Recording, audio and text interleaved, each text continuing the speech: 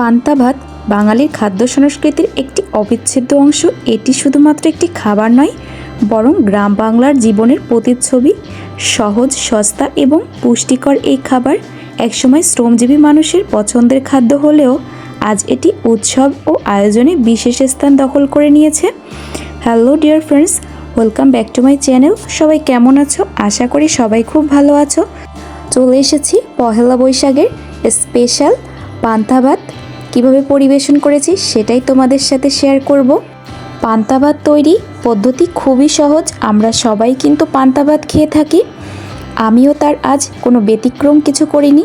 তবে আমি কিভাবে আজকের পহেলা বৈশাখের দিনে পান্তা ভাত পরিবেশন করেছি সেটাই তোমাদের সাথে শেয়ার করব।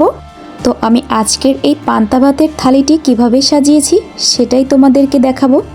তো প্রথমেই এখানে নিয়েছি 3 চামচ ভাত এবং তাতে দিয়ে দিচ্ছি 1 বাটি পরিমাণ জল। এবার দিয়ে দিচ্ছি ইলিশ মাছ ভাজি, পটল ভাজি, ডালের বড়া, দিয়ে দিচ্ছি মিষ্টি কুমড়া ভাজি, বেগুন ভাজি এবং আলু ভর্তা এবং কলা ভর্তা। দিচ্ছি 1 টুকরো পেঁয়াজ, একটা কাঁচা মরিচ, দিয়ে দিচ্ছি অল্প একটু খাঁটি সরিষার তেল।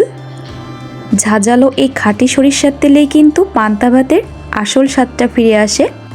আর এই পান্তা ভাতের সঙ্গে ডালের বড়া মাস্ট বি, লাগবে এবং সাথে পেঁয়াজ এবং কাঁচামরিচ, এই 2টা জিনিস পান্তা ভাতে চাই।